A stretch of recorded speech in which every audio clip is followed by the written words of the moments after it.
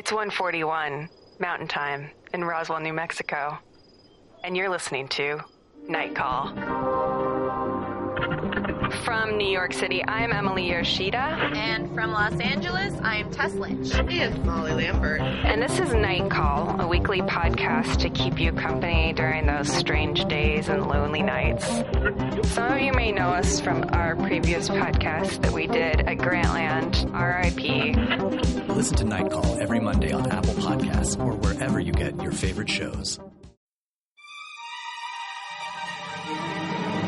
Yeah, I love how Ivy compliments Chloe. Like, that was really good. You did such a great job. You are so oh my God, good at girl. other people dying. You really watched that guy die to the best of your ability. We watched the shit out of that guy dying together. Yes, we did. You made his dying breath be an apology to somebody that's not there. Yeah, well done.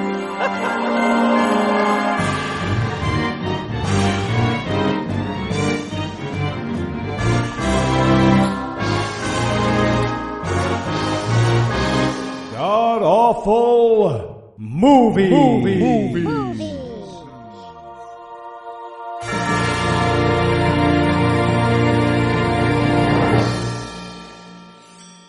Welcome back to the GAMcast, where each week we sample another selection from Christian cinema because the line for smashing our own testicles with a garlic press was too long. Suffering to my immediate left is my good friend Heath Enwright. Heath, welcome back. Thank you. I feel welcome. And suffering 989 miles to my right is my other good friend Eli Bosnick. Eli, how you holding up, bro? So we just ruled out the garlic press thing. Yeah, unfortunately. That's off the table at this point. There's one more movie. Get one of those buzzers. They'll call us when it's right. Yeah. Unfortunately. And joining us for the first time is actor, writer, comedian, improv artist, and special guest masochist Nick Carrillo. Nick, welcome to God Awful Movies. Hello. I'm glad to be here. So, before we get started, Heath, what's on tap tonight? We've got Left Behind Episode 2, Tribulation Force. Yes, we did. It is the Attack of the Clones of Left Behind movies. So get excited. Worse and somehow unimaginably more racist. Oh my God, it's Against so all odds. awful. Now, I should mention that last week we had Devin Heater on the show, and you'll recall that he was part of a 3-man apocalypse-themed improv team called Gus, for generic underground shelter. And after we finished recording, Devin told us that Nick is actually the funny guy on the team. So we reached out to him this week, and for some reason he agreed to join us. So Nick, let me ask you, how long did it take to regret that decision? You know, I was telling Eli right now, I actually was thoroughly entertained by this movie. I was laughing the whole way through. Right on. Well, it's good to do something new on this show. Now, Nick, you strike me as the kind of kid who rented Faces of Death and showed it to everyone at a party in high school. Absolutely. Actually, my dad showed me that movie. And I was like, yeah, I love it. I want to see more. He's in jail now. Yeah, he's got priors. So now this fucks me all up because my next question is, how bad is this movie? And now I just don't even know what to ask you. So I guess, how good was this movie? No. Don't get me wrong. This is a terrible movie. and you could see it on everyone's face except for maybe Kirk Cameron, who's having a grand old time. Because I looked up a lot of these people to see, like, are they just Christian actors? They know. No, like, the guy who plays the Antichrist, Nikolai, is like, well, tried to be a legit actor. Is in, like, a lot of horror movies. So, I mean, it's a terrible movie, but it's like watching a car crash. You know, you can't look away. There's something about it that you're kind of enjoying watching, but you also, like, feel very bad. It's like watching a car crash where one person is enjoying the car crash. Kirk Cameron's in the middle just being like, this is gonna be fun! Yeah. He's in that driver's seat having a great time, and everybody's screaming in pain and agony. Thanks, America! That's a lot like this movie. We're liars. We deserve this. Heath, what do you think? A plus on good, double plus on good? Where are we at? Well, when I looked it up on Rotten Tomatoes, a homeless person literally threw a tomato at me. So, not a good sign. It's a new feature. You gotta pay for that. And finally, Eli, on a scale of a surprise urination stream fork that hits your pant leg to being anally raped by a were-porcupine, where's this movie fall on the spectrum, you think? Oh, okay, so it's one of those is good, usually on a scale, and so I gotta assume that the urination stream fork is surprising in a good way. You're like, oh, maybe there's a second hole in my dick. So... Well, that's the good end of the scale, yes. Relatively speaking, there's always a good end of the scale. Yeah, I would say that this movie falls into the running into your ex with your dad at the grocery store. Oh. That's on a scale of 1 to however, it's running into your ex with your dad, and she's like, "Oh, who are you with?" "Well, me and Dave are just." Dave now. Dave. You're dating my dad. That's awkward. Okay. Oh! Just crying because they don't make Frosted Flakes anymore. They're right behind you. Well, they don't make them like they used to. I ate some bad samples. Now, I'm curious too, Nick. Did you end up watching the first one, or you just did this one cold? I did this one cold. I thought about watching the first one, and I realized that I don't think I really needed to, so I watched the second. I just went into it, jumped right in. You must have been lost. That's I was going to tough. say, I mean, did you get the impression watching this, like, that if you had watched the first one, it would make sense? Because I can disabuse you from that illusion. I felt that I was not going to get any more information if I would have seen the first one. I figured a lot of people went missing. I looked up the synopsis of the first one and was like, all right, that's enough for me. Right. Well, I wish I could have got away with the same. Now, of course, we're going to have a lot of listeners out there in the same position as Nick who haven't seen the first one. So, Eli, Heath, anybody care to catch us up on all the action from part one? Sure. In one sentence, God made everybody disappear, so let's thank him. That's pretty much it. All right, well, before we can get into all the exciting nothing happening that this movie has in store for us, we're going to take a quick break, and when we come back, we'll prove that at least they earned the word tribulation in the title.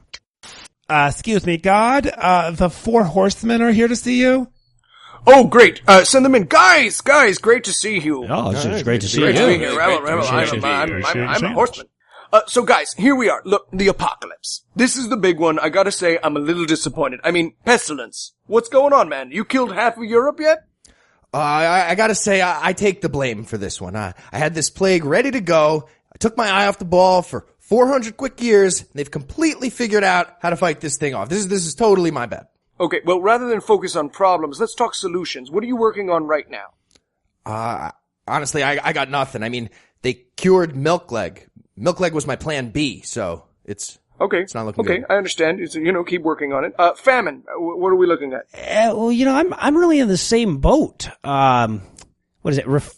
Refrigeration? Am I saying that right? Yeah, that's it. I'm not gonna bore you with all the details, but pass. Can I pass? I pass. I pass too. We'll put a pin in that. We'll come back to it. War. Come on, man. What's going on? You're gonna bring 1,000 years of darkness. Talk to me. How are you gonna make it happen? Yes, you remember how when those people had chariots of iron, it just totally fucked us up. Yeah, no, I do. Did they find more chariots of iron, or is it? Yeah, kinda. They have, like, helicopters and stuff now. I have a black horse and a giant sword. Is there a way we can arrange for me to have a helicopter? An Apache or something? No, I mean, first of all, it's not really in the budget. Okay, Death, come on, Death. They haven't beaten you. What do you got for me? Well, to be honest, my problem isn't really with the humans. Okay, what's the problem? Well, if you'll excuse me, my problem is with you. Ooh. Me? Yeah. What did I do? Well, I mean, you raptured 140 million people, so and now when I kill somebody, they're like, oh, wow, that's real sad that he had a heart attack and everything, but remember when God killed all the babies, and it doesn't even have any impact anymore. Ooh, that's true. That is true. Any ideas on how to kill the human being? Anything the humans can't already do better themselves or overcome through science and ingenuity? Anything. Just throw it out there. I mean, you want to just let them do it themselves? I guess we could do that. Hey, they're good at that. Yeah. All right, fine. We're going to let them do it themselves. Okay, but seriously, guys, in 1,000 years, I want you to come at this thing, okay? Who wants to get chilies? What about milkleg? And now that Nick's bribes are all sorted out, we're back and ready to take on the follow-up to last week's insult to moving pictures, and movement in general left behind. And since we're not going to be doing any making sense in this movie, we open on a bunch of missing child posters in a world where all the children are known to be missing. Seems like a waste of paper. Yeah, exactly. The opening of this movie already makes no sense. So just to set the scene, our main character is walking through what appears to be some kind of memorial, but the memorial is just missing posters. Now, at this point, just so everyone's clear on the plot, everyone knows everyone's gone. No one is under the impression that people are missing. Right. So it's sort of like if instead of a graveyard, it was just a bunch of stuff nailed to a telephone pole. That's the universe. That's just like, also, if you're the 175th person who adds a missing poster to that board, you gotta start to know what's up. Oh, wow, it's weird. Must be Bonnaroo. Also missing. Even more missing than everyone else. People have pictures of babies up there. Right. Babies aren't missing. They're gone. There's no, I don't know where he went. Answers to the name. At which point we get Kirk Cameron, who sort of recaps the first movie very conveniently for us. He tells us every child on Earth is missing, which is interesting because you have to ask, what is the cutoff age? Why haven't you told us that information? You're a news reporter. Also, in this report, Kirk Cameron looks like a little boy wearing his father's suit. Like, the desk looks too big. He's just like, his head's barely poking up over, and he's like, anyways, hey, welcome to News for Kids, starring Kirk Cameron.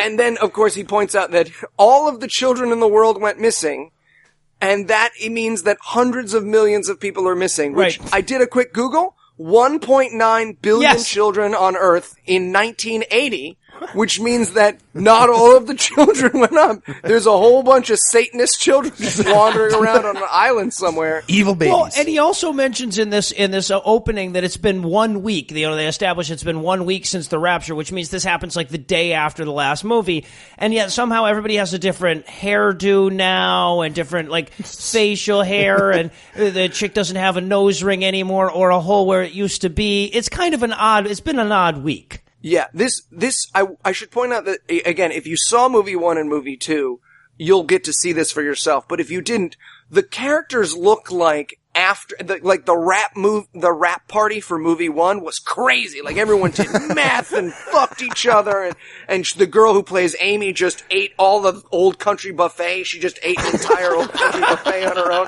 Because everyone's fat. Vladimir Putin's skeleton looks even worse for some reason. He looks like someone put a curse on Justin Timberlake's dad. It's just a whole... no one maintained their physical appearance from movie 1 to movie 2, except for Kirk Cameron, who I assume slept on set like fucking, There Will Be Blood. What's his name? Daniel Day-Lewis. Daniel Day-Lewis. Yeah. I'm guessing he pulled a Daniel Day-Lewis and Daniel Day-Lewis of these movies.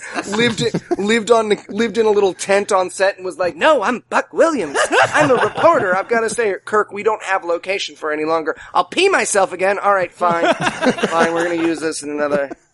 It's just an abandoned church anyway. And, of course, among the worldwide audience who watches Kirk Cameron in his dad's suit delivering the news is the Antichrist, who we see in the UN General Assembly room with him and his buddies, because apparently they just hang out in that room to watch the news.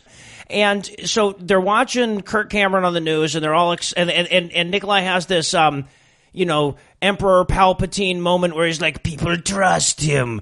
He will join us or die. For no fucking reason. Well, for absolutely no reason, the Antichrist wants Kirk on his team. Also, I have to point out, if you were confused at this point in the movie, it's because no one fucking get introduced. We just know that there's an evil guy who looks like stage 2 cancer George McFly watching the news and wanting Kirk Cameron to join him. Maybe if I hadn't been so busy with that book, I would have caught the lump in my thigh. I didn't know. I like that they specifically made the Antichrist Russian. Also, they had it played by a guy who's from Canada. Yes. Do a terrible Russian accent. But I just love how they were like, what's something that we can relate to? What's villain? We'll make him Russian. We'll make that guy definitely a Russian, and everyone will make sense of it. Totally. Yeah, exactly. Oh, I get it. He's a Russian, of course. Russian Antichrist. I should point out, speaking to his Russian accent gets thicker every scene in the movie. He is turning into a Russian, like a werewolf, but with Russian. He's a Rush wolf. I don't know, his dialect coach was Boris and Natasha from the Rocky and Bullwinkle show. Moose and squirrel. All right, we're ready for you. Great. Moose and squirrel. This is Russian in an improv scene. I've seen like kids in jams of improv and like do this Russian accent and like better actually. But yeah, he like there's words that he'll say at one point and then he says it and this time he puts a real Russian accent on it, and I loved it. That was part of the fun part. Well, of the whole and movie. sometimes the accent would just change altogether, and he'd be like a South African German or something like that. Yeah. Exactly. So, and I was going to say, so I didn't see the first one. So the first one, what I gathered was that the rapture took place and all these kids went missing. Mm-hmm. Which is crazy to me, because I guess they're trying to say that all the kids are innocent, so all these kids are gone because they went up to heaven. Which doesn't really make any sense, because not all kids are innocent. Some kids are assholes and would definitely still be in the world. That didn't make any sense to me. I was like, just, if you're a kid, you're automatically, you're in, you did it. That's what Kirk Cameron believes, I guess. And I'm thinking about myself, well, what about, like, grown-up, like, retarded people who are mentally, like, 11? Yeah. I had a note about that, too. What about retarded people? Maybe they just didn't put up the missing posters for them, because they're like, nah, they're probably somewhere. No one wants to know. Weren't you in charge of a special ed? No, they all got raptured. They're fine. They're doing fine. What are all those helmets? Nothing. Cops are shooting everybody who stays out after 9 anyway, so don't worry about it. Right. So, yeah, and that's how we see just how bad the world's gotten. There's a couple of kids trying to break into a van. Some cops pull up on fucking motorcycles and gun them to death. And machine gun them to death. Yes, use M16s to machine gun these kids in half. Teenage Jean Valjean, who's stealing a loaf of bread to feed his sister's son, gets blasted to the ground with an M16. At which point, Kirk Cameron reenacts the nihilist scene from The Big Lebowski, where he's like, you can't just do that. And they're like, we are nihilists. So now we get Kirk wandering into GNN, and I just want to point out, okay, so you're hearing some stuff in the background of, like, the news that's playing, and they're talking about a couple of people getting burned to death at the Wailing Wall, and the Wailing Wall being shut down. Okay, this is just, like, being worked into the background so that we'll know about it later. But the question that the person is asking as Kirk walks by the TV or whatever is, she says, well, people don't just burn to death in the middle of the day. What happened? I'm like, what time of day is appropriate for burning to death? Right. Listen, if it was 8 p.m., like just like after Seinfeld comes on, sure, people burn to death. I get it. Also, I want to point out two things. We're introduced to Steve Plank. Yes. And I just want to point out that the characters in this movie have names like they are made up by a child for their action figures. Like, this is newsman Steve Plank, and this is Buck Williams, and this is Blade Sharktooth. And it's just like everyone's got a name that is so clearly made up last minute under torture. The captain is Captain Steele. He's Ray Steele. It's Rayford Steele. Yeah. Rayford Steele. Not even Raymond. It's Rayford Steele. Yeah. Buck Williams is the weirdest name. It's like, they should have just cut him Hudson Hawk at that point. And just had him I was like, that's not a real name. That's not a reporter's name. Hey, Johnny Quest, why don't you... How you doing, howitzer explosive guy? There's also a beautiful moment as he walks into the office. There's very clearly a, hey, Mr. Williams, ADR'd in. Yes, over someone being like, Kirk, this way, Kirk, towards the fucking camera. Jesus. It's so clear that Kirk was just wandering around randomly being like, and they were like, Kirk! And he was like, I have a feeling Kirk was just walking around and they're like, there's specific blocking you to follow. He goes, no. God will show me the way. No, Kirk, look this way. This is where the camera is. No, God's put the camera over here. There's nothing there. And this is such spectacularly good dialogue. The guy on the TV says, and remember, Rabbi Ben Jewy Jew will reveal the single biggest piece of news of all time. That's their foreshadowing. Somebody wrote that in the script and said, yep, nailed it. And they call him the world's #1 ranked religious scholar. Yeah, how do they rank those guys? What would that be? Chess, like American Gladiators? I'd watch sit down and then you both religious question back and forth. You get an brackets. You get an ELO and then exactly. There's an US ELO and then an international ELO. Broad jump. Yeah. Oh, damn it. If only I knew a Jewish month, I could make a March Madness joke, but I don't. Chamsach. Prove that's not a month. Prove that's not. Rachanach. Say it's not. I'm a Jew. It's anti-Semitic. Check your non-Jewish privilege. Boom. Everything I say is right because I'm talking about my own people. There you go. Yeah. Antichrist. I like how they just made this a thing. Like, it's not a real thing. There is no number one religious scholar in the world. No. But they were just like, we're gonna make this for the movie, and everybody's gonna fucking take it and believe it. So we cut to a news conference where the Antichrist, who looks like gay Jeremy Irons, is being asked by the world to be the president of the world. Yes, and the price he turns down the crown of laurels that... Yeah, and the IMF, they're trying to talk this guy into making a single global currency also. Apparently countries won't do that unless the Antichrist holds the big bag of money or whatever, and that's definitely not how money works. And they're like, all right, we'll have him administer the bag of money. No, still wrong. Better. There's no bag of money. That's not how it works. But that's fine. We'll just go. And well, wait, before we create a universal currency, who's going to be the president? That's the fucking well, we can't form a company unless we know who the king is. Right. Was the Antichrist guy in the first one? Yeah, he was okay. promoted to general or to Secretary General of the UN in the last one. Oh, okay, because he just seems, in this movie, it just seems like everybody's like, hey, you have an evil accent. Do you want to be president of the world? Why, of course I would like to take over the world because I'm the Antichrist. Oh, yes, that is what happened. You don't shed any new light on it by watching the first one. That happened as well in the first one. Yeah, it's not like he did anything in the first movie that would clue you in as to why Pakistan and India now want to be ruled by the same people and be part of the same country. Right. Doesn't explain why that. No, it's just like Obama did. Same thing. Yeah, exactly. Yeah, exactly, of course. That's why they made him look that way in the history section. And now that, of course, he's president of the solar system or whatever, he stands up and he says, basically, as my first act as president of the world, I would like to do away with religion. Now, don't get me wrong. You've got my vote now. Yeah, a small cheer from Georgia and upstate New York. Right. No, Antichrist. One of the things that's really interesting about this movie that you come to realize is there's still like skeptics and atheists in the world of Left Behind, even though there's been the Rapture. Yes. And what I realized is the reason why that this movie still contains skeptics and atheists is because they think today there's just as much evidence. Like, the reason why everyone thinks that it could be radiation is because, can't you see the sunset? There must be a God. And that's exactly the same to them as everyone getting sucked up into heaven.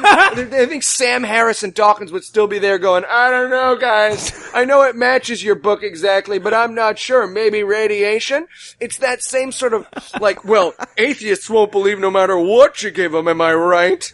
It's just a theme The throughout. amount of them trying to convince people, like, I like how they show people, like, is this what you're thinking, audience? Well, let's show you with these characters, and then change their minds. That's how it works. Oh, God, it's so fucking brutal. They just beat you about the head with it. So then we cut from there to the meeting where they're strategizing, and the strategy is taking place.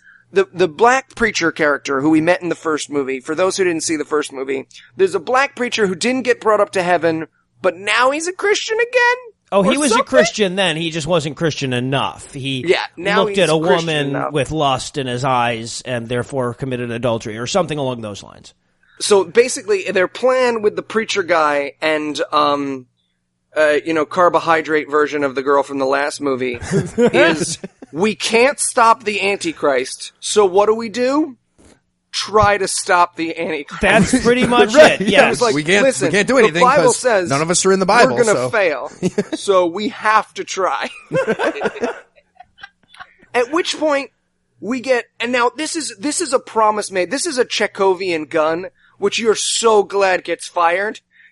Kirk then pulls out a picture, or someone pulls out a picture of fire-breathing Jews holding a menorah and says, these are the witnesses, and the witnesses will stand by the Wailing Wall and speak the truth, and they'll defend themselves with fire. And I thought to myself, oh my God, if you exist, please, please, please let there be fire-breathing Jews holding a menorah in this movie. I was writing the same shit down. I'm like, now, if there's fire-breathing Jews, it will all be worthwhile. So they make their plan. The plan is basically for Kirk to go to the Wailing Wall and find the fire-breathing Jews, and for Snake-Tooth Knife Dick to be a pilot.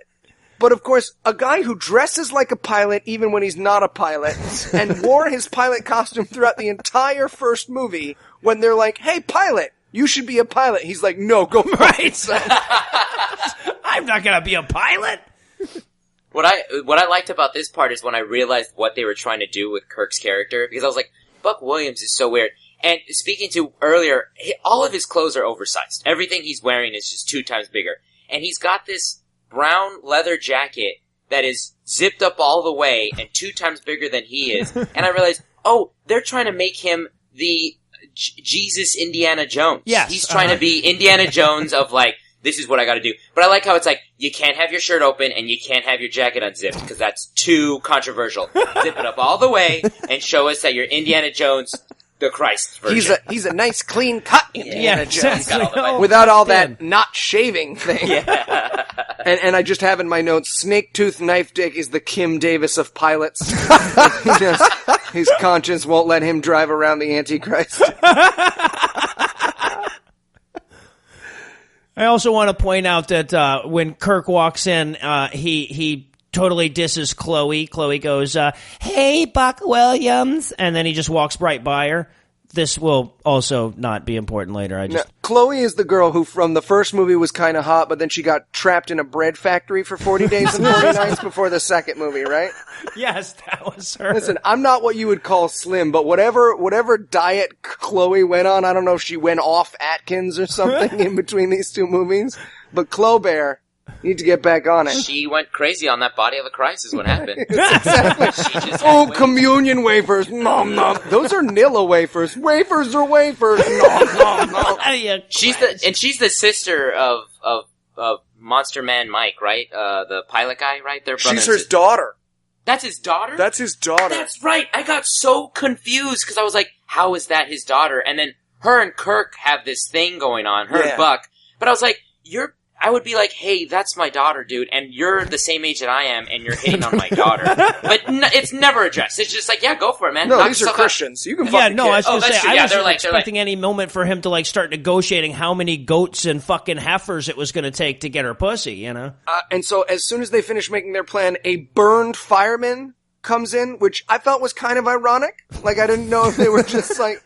But I did say out loud to the screen, I guess you could say that fireman wasn't fireproof. It was Kirk Cameron's other movie, guys. Yeah, it's burned. I could see them writing the script and being like, you know what we need? We need a fireman who is on fire. That'll show all those atheists. That'll prove to them what God can do. The first draft had a waterman who's on water. No, Kirk, that's not a thing. Ray Comfort says it is. And the reason that we have to have the fireman, by the way, is so that Chloe can like turn away from him and be going, ew, dying person, ew, and wander off so that later she can like overcome that, I guess, with later the help she can of Jesus. Jesus. Yeah, right? Exactly. So now we have the moment where he goes back to his office. And again, we talked about this a little before. He is supposed to be a major celebrity, someone who murderous, Nietzschean nihilistic cops in the middle of their murder sprees stop and ask for an autograph. Yes. But he goes back to his office and then he's working on a story there or something. He's doing something at the office and he gets surprised by a person who we have never seen before. Now, look, if you just tuned in for this episode and this movie, you'd be like, man, guys, you did a bad job explaining this movie. Who's that girl? We don't fucking know. No. This movie appears not to know, because we don't find out until about 10 minutes before the end who the fuck this person is. She just walks in with a backpack. She's like, hey, Buck, what's up? And he's like, hey, character who I totally know. Oh, yeah, I know. Yeah, she just randomly shows up and it's just like, yeah, you're going to be part of this now. I was like, yeah, I am. I'm not going to tell you who I am. We don't need to. Don't worry. We don't need to know who you are. Well, we did talk about her quite a bit in the last movie. It's just that now she doesn't have some crazy shit on her forehead. Is that Scarface girl? Yes, exactly. That's Forehead Girl. They don't talk about Scarface. That's Scarface girl, and they don't talk about what the fuck happened to her forehead. That's forehead girl? Yeah. No, she's not a lesbian anymore, so the forehead thing went away, and now she's going to become a Christian. Exactly. Fuck happened? It washes that's how off. that works. So that That's means science. that in the last movie, that thing on her head was an accident? That was the mark of the lesbian. Oh, yeah. That's a real thing. I didn't just make that up. Yeah. But, so, I want to get back to this. So, again, he's a celebrity who people stop in the street. Hey, it's Buck Williams, most famous reporter in the world. The Antichrist wants him to be his representative. That's how important he is. Yes. But then a floor manager comes out, and she's like, you don't just get to use the computer, Buck Williams. The image you have to have is just some woman who we have never met and never meet again comes out and tells Walter Cronkite, like, listen, Mr. Cronkite, you will use the copier when it is your turn to use the copier. All right? We keep running out of toner, and I think it's because people are making personal copies. I'm going to disappear, and my presence will never be explained. No, she was just there because the movie didn't have enough I run sassiness. these 6 cubicles. Don't fuck with me. I'm a serious character in this movie that will never come back. No. And then we cut to the church, where the preacher is giving a absolutely crazy sermon. Slash PowerPoint presentation, yes. Yes, with a slideshow, and I just have in my notes, a slideshow. Neat. I wrote down exposition via 1980s PowerPoint with somebody standing in front of the projector. Right. Good job. It's like the world's worst TED Talk, because he keeps going to his audience with questions. He keeps being like, how many of you here have heard of the Tribulation? And 90% of the audience raises their hand and he's like, good. A lot of people knew, Who yeah. can tell me? He's like one of those interactive teachers, like if he psyched himself outside the classroom, I have to reach these Christians. And then, of course, there's a great moment. I want this more than anything to have been improvised. In the middle of his sermon, and apropos of almost nothing, Yes. a woman stands up and goes, is he gonna kill us all? That's my ringtone now. At which point he's like, oh yeah, no, he's gonna come after all of the Christians. Why? Go fuck yourself. That's why. And I love, there's one character who, by the way, we have never met. Have we met Chris before? No. I don't think so. Okay. Not at all. Good, because I don't know, maybe Chris is just someone with a different face, because apparently Spiral Tattoo Girl can just rip the major defining thing off of her body and be that character, and I'm supposed to know.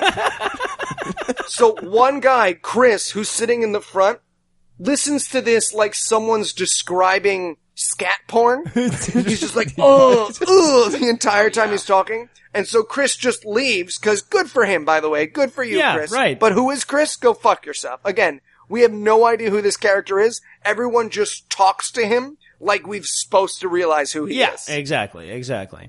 And then he wanders out of the church, and I want to mention this too, because outside of the church, we saw this in the first movie, outside of the church was just a regular neighborhood. It's been a week since the rapture, and now there are like tires and fucking homeless people laying in the trash can. There's actually a fucking barrel fire going in the background and people huddled around it, warming themselves. I'm like, how does hundreds of millions of people disappearing from the earth increase homelessness? Right, exactly. You think there would be more, not less homes. There's not a lot of silver linings in all the babies dying and shit. But I mean, at the very least, homelessness and unemployment go down, right? Yeah, a little bit less And there's never traffic, a more crying parking. baby on your plane anymore. That's also nice. Babies R Us closes down. Women don't talk to you about their children's food allergies anymore. I mean, listen, there's lots of positive sides of all the babies disappearing. I don't want to come out of the gate saying that there's no plus sides to all the babies disappearing. My Facebook feed doesn't have those photos anymore. Right. I mean, and this is kind of So off cute. subject, but I think it's kind of important to explore. Like, they never say in the movie that this isn't children of men. People haven't lost the ability to have children. So, like, if you imagine this world where, like, all the babies disappear, all the annoying Christian people disappear, there's one country with one currency, no war, no famine, and no nuclear war, and we can just start having babies again. This is an awesome situation. If it wasn't for, Kirk Cameron and his boys fucking it up, I would be loving the Tribulation. Yeah, exactly. There's a baby born every 3 seconds on the planet, and yet apparently everyone stopped reproducing. I guess. Maybe the fetuses were raptured, too. Yeah, well, they are babies. I was wondering, like, pregnant women, were they just like, nope, it's not there anymore? Or, like, do they have the baby and then it just disappears? And they're just like, they got him again. I don't know. I didn't see the genitals in time. I don't know what it was. I would pay anything for there to be a shot of a Lamaze class where everyone just slowly deflates. Well, I don't know what the fuck happened, but I feel better. You guys were breathing wrong or something. Oh, it was just gas the whole time, I guess. I told you. Why did I take up extra shifts at TGI Fridays?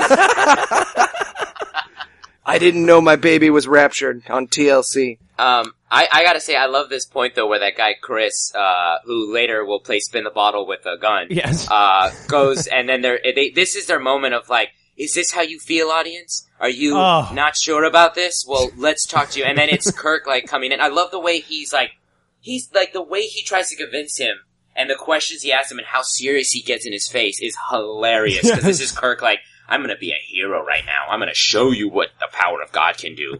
Yeah. If you just talk it out. So this is another thing that we need to point out. The pop-out interview that Kirk does to Chris is word for word the pop-out interview that Ray Comfort does on people in all of his documentaries. Yes. Just like. So if you want to see the beginning influences of Ray Comfort on Kirk Cameron, here it is. This is Ray Comfort, who, for those who don't know, is, I want you to take the craziest person you can possibly imagine, great? Multiply that by 100, give it an Australian accent, and make it about Jesus. That's Ray Comfort. New Zealand He made accent. the movie Audacity. Look it up. It's amazing. Look up Banana Man on YouTube. Yes. You'll never regret it. Banana Man. Right. That's all you need to know about Ray Comfort. But basically, the interview goes something like this. And Noah, if I may, can I reenact this interview with you? Absolutely. I'll be Chris. Sure. Hey, Chris, you're a terrible person. I don't think I'm a terrible person. Oh, yeah? Well, did you ever steal anything?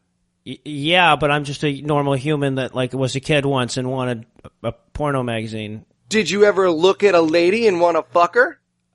Yeah, I'm doing that right now. Jesus said that looking at a lady is the same as fucking a lady. I don't think it is, but Jesus never fucked anybody as far as we know, so I can see how he got confused. You're a Christian. You're a Christian. That was it. And again, no one in this movie reacts the way that Noah did. Everyone in this movie is like, I never thought of that before. Looking at a sandwich is the same as eating a sandwich. That's why I'm never hungry. Yeah, we should just bring people in Ghana pictures of food. Yeah, him convincing him that, like, and it's like the audience, like, have you ever done any tiny little thing that's bad? Well, you're going to hell then, unless you accept Jesus. That was like, it. him just trying to convince him. He's like, yeah, I stole some candy one time. Well, you're going to hell then. But I don't understand. Why is that like the same? It's like killing someone. Because that's what Jesus believes. All right, I guess I should be a Christian. Yes, did it.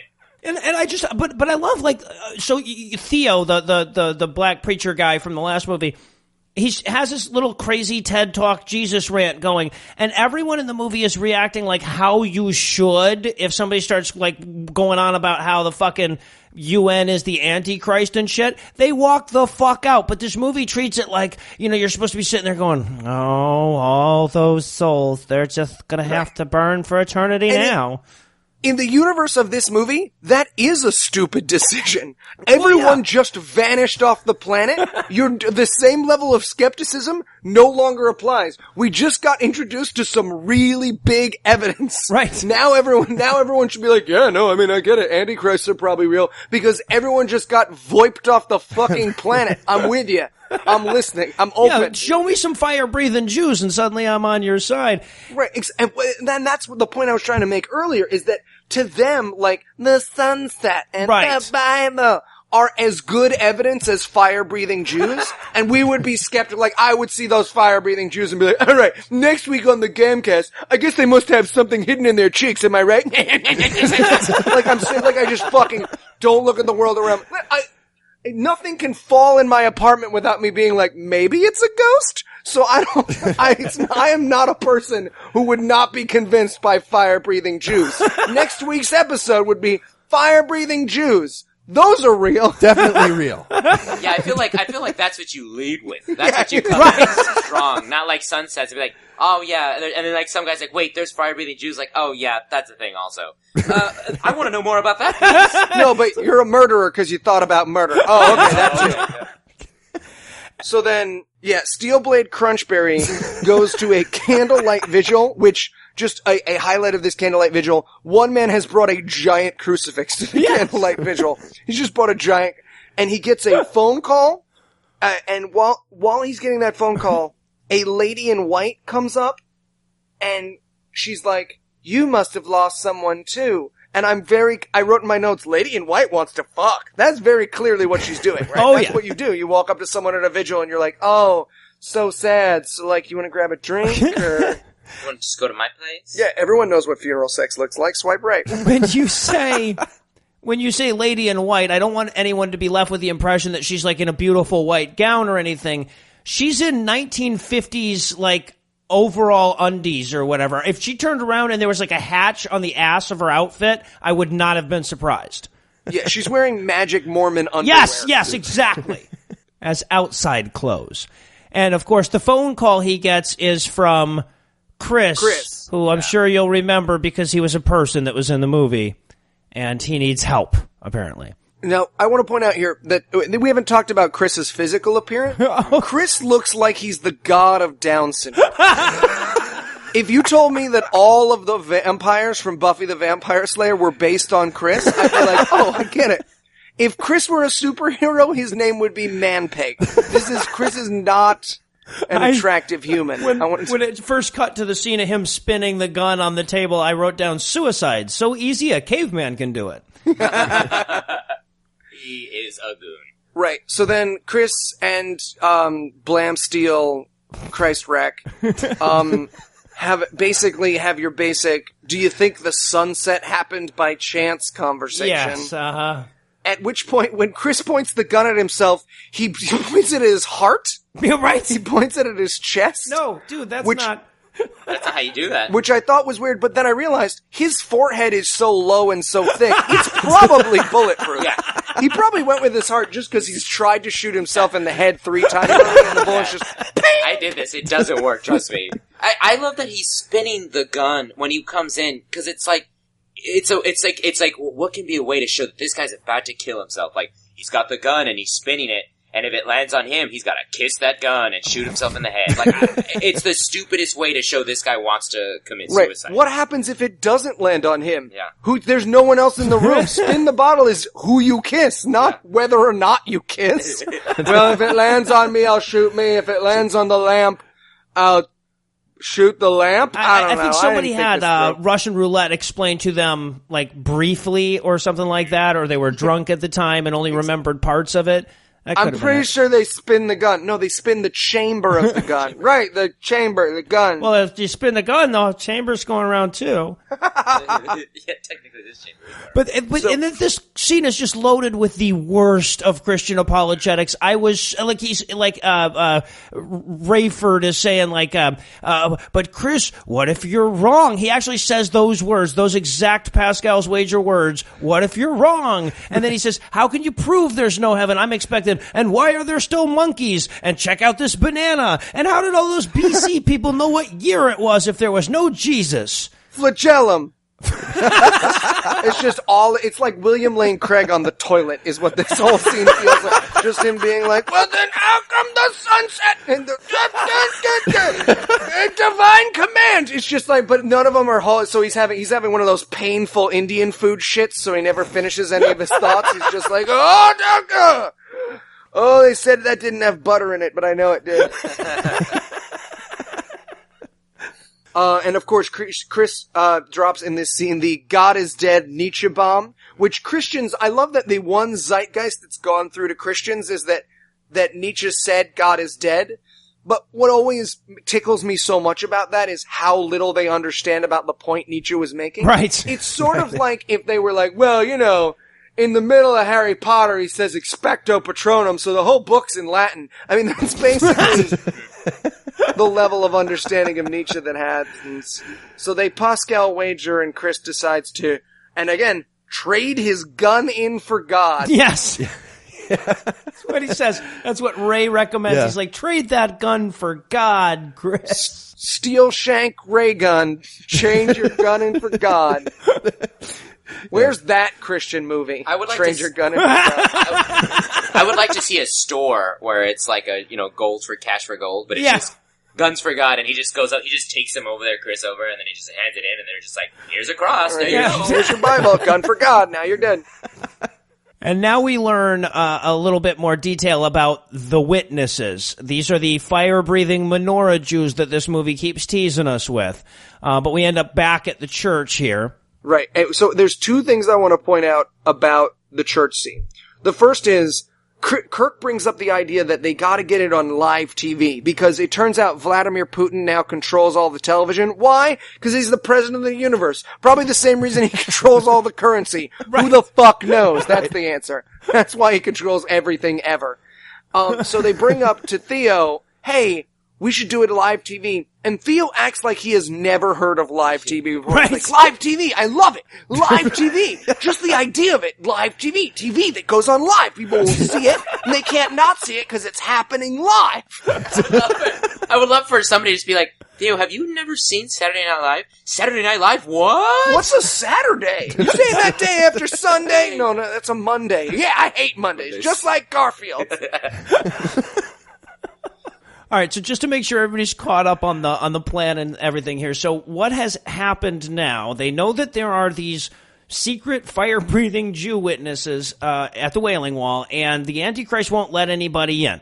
So now Kirk Cameron is going to team up with Steel Dick fucking Shark Wrestle and get on the Antichrist's plane and go to Jerusalem to film the fire-breathing Jews, put that out on live TV, and convince the entire world that Jesus. Now, Chloe does not like this plan at all.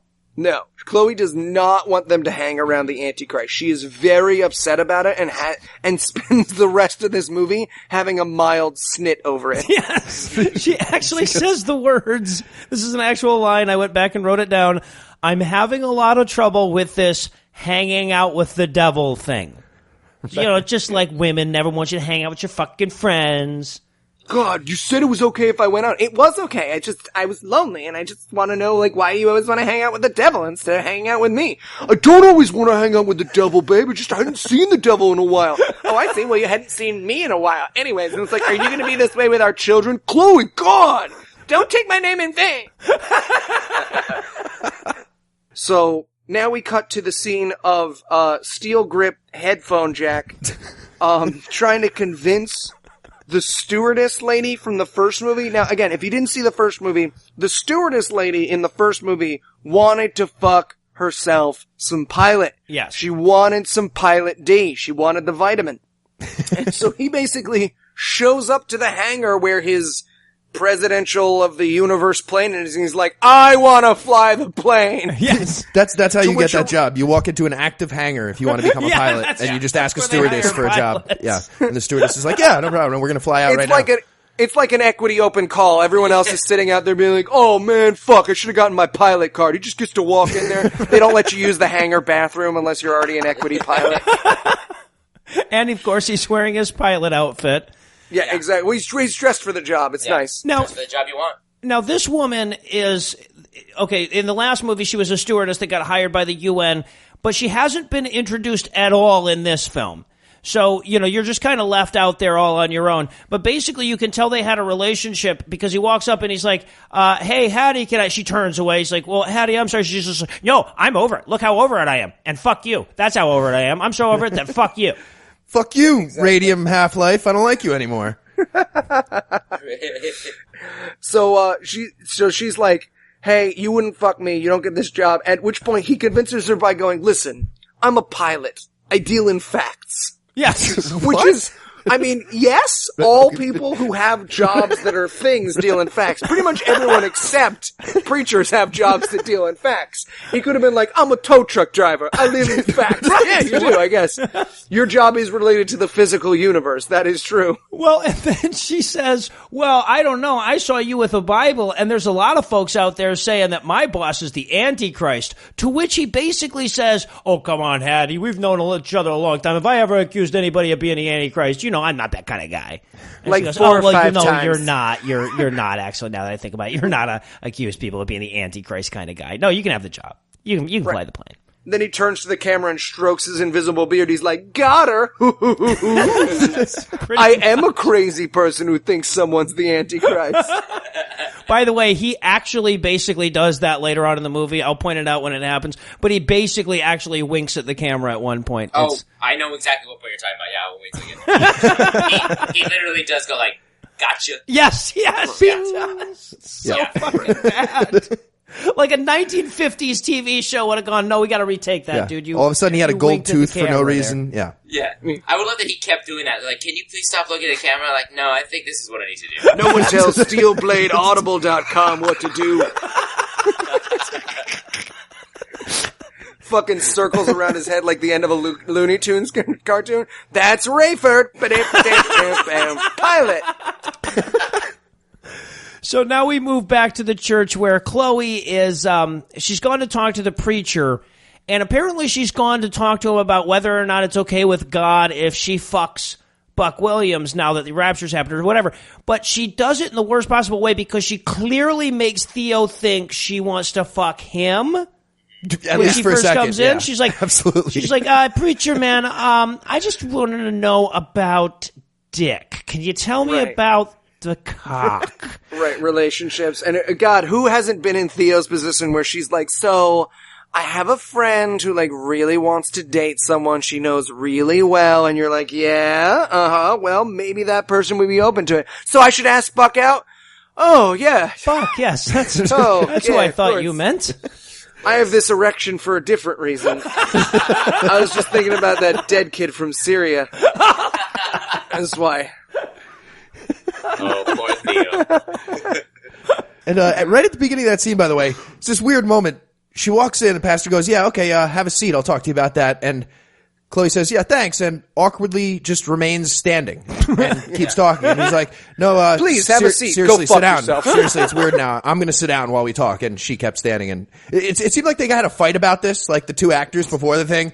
They're like, just don't do the thing where you stand up. And she did it again. And he was like visibly pissed that she did it. To be fair, in between these movies, when she ate her way from the front to the back of a Hostess truck, she lost the use of her knees, and so that actress is literally unable to sit down. It's the diabetes, yeah. She's amputated. I figured it was more for the character that she's just so hungry for dick. She's like, I can't sit down right now. right, exactly. If I sit down, that chair will slide inside me. That's how wet I am. That chair will be just dripping after I'm done with it. If I don't know. Someone will be like, oh, did you get in a water fight in your office? That's what I'm talking about. I'm like Rand Paul. I'm wearing 3 sets of Depends just to hold in the goosh fest. So apparently the pastor basically says it's okay to give him an over-the-pants handy, so she heads over to Buck's place with a mission. And when she gets there, of course, forehead lady with nothing on her forehead is there. Uh-oh. Right. And forehead lady is wearing a ring. So what Chloe takes away from this is not he's sleeping with another woman, but he's engaged to another woman because there's a woman there in a bathrobe and she wears an engagement ring, which is a fucking crazy thing to think. Yes. That's basically like, oh, well, I don't understand why a lamp would be in his apartment if he doesn't own that lamp. That must be his lamp. Right. I saw shoes in his apartment. He has 95 pairs of shoes. Like, no, he's having a party. It is a crazy weird thing that just like any woman who's in your home who's wearing an engagement ring must be your fiance. I also want to point out that Chloe's fuck me dress and her I kind of knew this person funeral dress are the same outfit.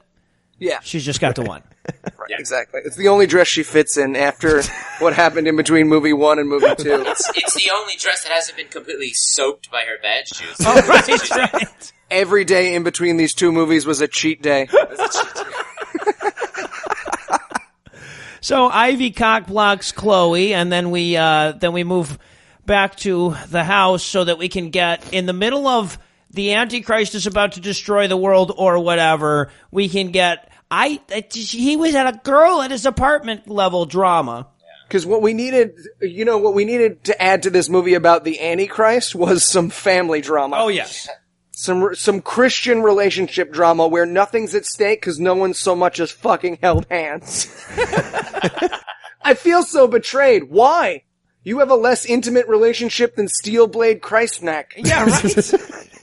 Well, and I love that they have to go with the he's engaged thing because they can't say, like, fucking some slut in this movie. They can't even imply that he must be fucking somebody, so they have to say engaged. You know, it's like it reminds me of my high school biology teacher that would say stuff like, so if a black cat married a white cat... Right. Sorry, if you guys all had my old biology teacher, that's way funnier if you guys had my high school biology teacher. The white cat's parents would say how well-spoken the black cat was. A class act of a cat. The white cat's grandmother would freak out. And then talk about how she voted for Obama. I don't understand the metaphor. Meow, meow, meow. I know, I love that she's this thing, like, she wants to go fuck Buck, and then she's like, oh, you're in a committed relationship with somebody? How dare you? Yep. Now I hate you. And then it's just so easily fixed, because Kirk Cameron just comes out and goes, what? No, that's my friend Ivy. What are you talking about? She goes, oh, never mind. Let's go fuck. And also, basically, look, again, it's been a week. These characters met 7 days ago, and Kirk is saying, hey, can I come over and fuck your daughter? And he's like, yeah, I'll do what I can. I'll try to help you out with that. Exactly. Raytheon drone strike is phone brokering sex between his daughter and Kirk Cameron. He is so on board for those two to fuck. He's like, please have sex with my daughter, Buck Williams. Please. I want you to become Fuck Williams and show how it's done. I just want to fuck you vicariously through my daughters. Any chance? I can't be gay now because of the whole God thing, but if you could fuck her, then it would be like me fucking you. Yeah, exactly. But before he can go over and clear up this bullshit rejected Three's Company fucking script of a misunderstanding, the Antichrist / President of Earth drops in on him and shows up at the roof of his apartment.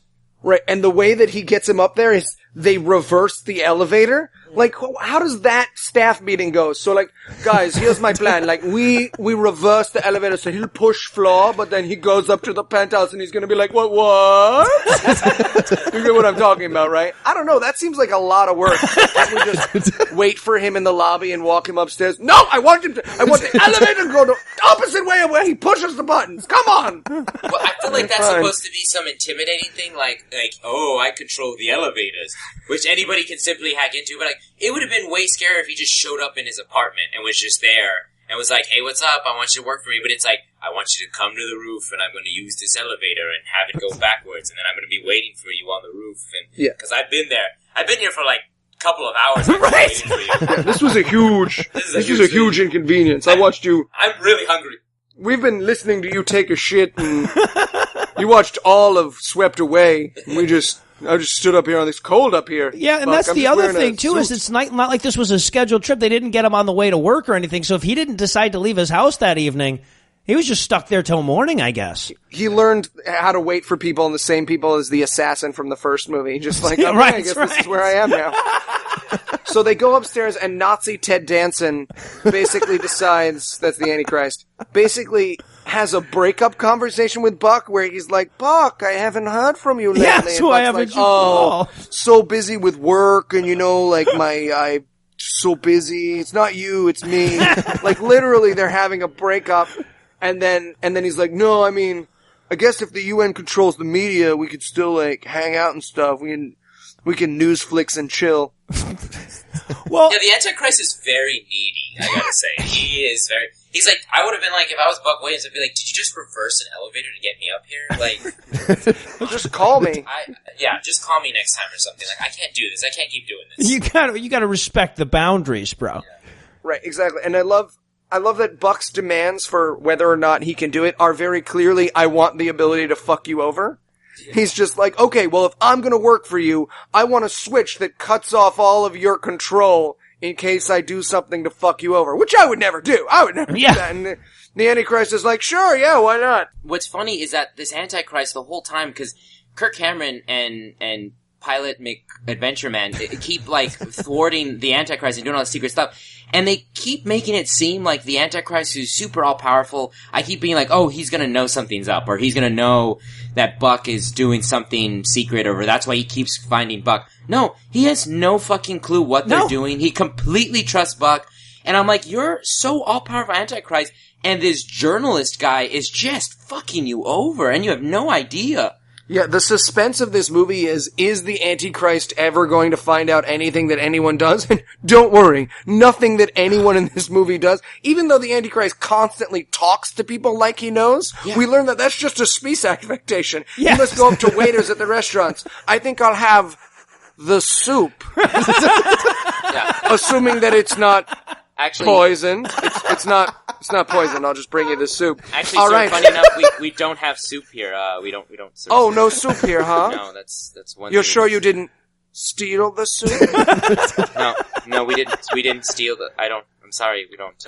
Very well, my friend. I feel like we do have soup because you're so assured of it. Maybe I know for a fact we don't have any. Maybe check in the kitchen again. All right, I'll go check.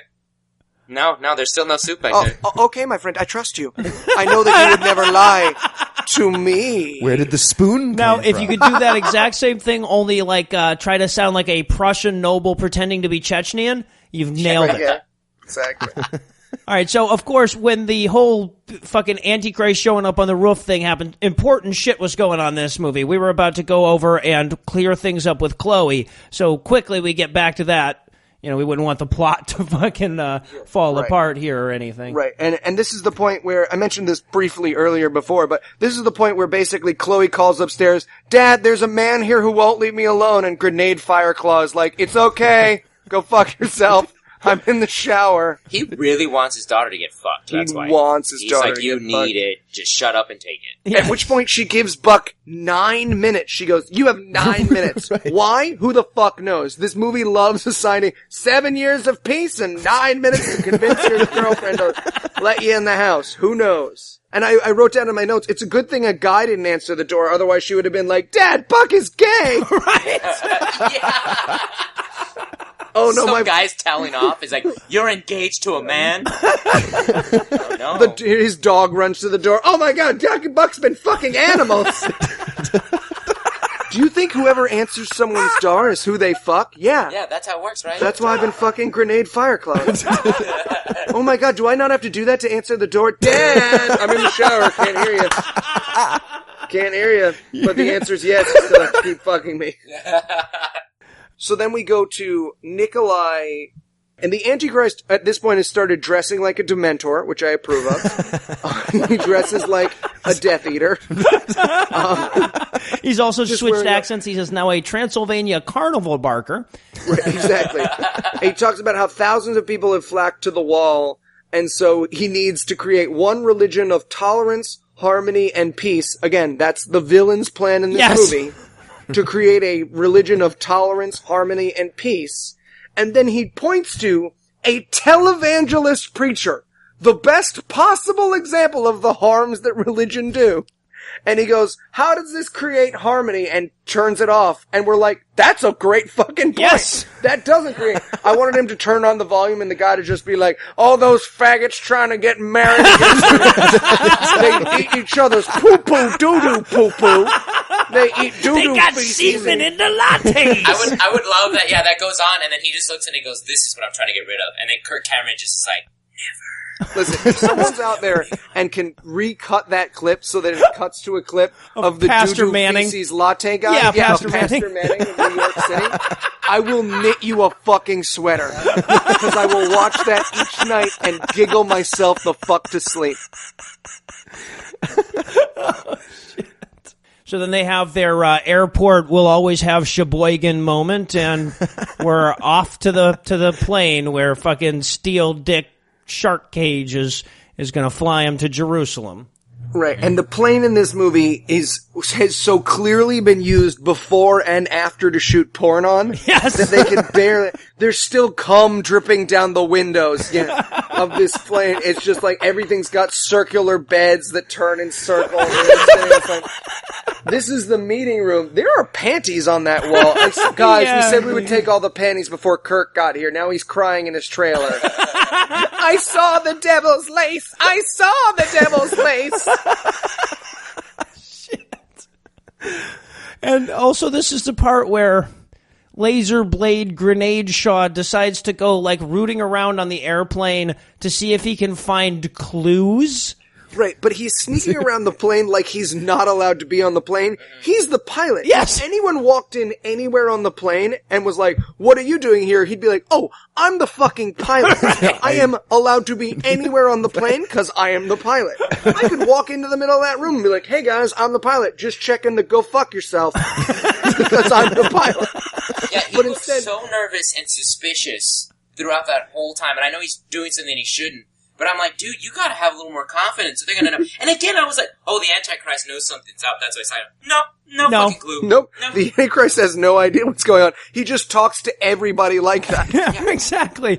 But this guy's walking around like that one guy you're smoking a joint with in the park that you think to yourself, wow, I should not have smoked a joint with this guy. Yeah. Oh, yeah. Do you hear that? Is that a siren? Is that a siren? I don't know, man. Maybe it is a siren. They don't send sirens for us. Diving into the bushes. I don't know, man. Like, what if I ever want to work for the government?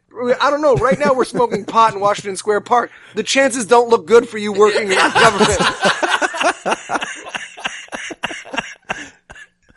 So now we get, and I just want this again, very minor point here, but while he's looking around for clues, again, that's all he's looking for. There's no fucking, there's not even like, they can't even think of a fucking MacGuffin that he can be trying to get. Yeah, he's like following footprints through the airplane.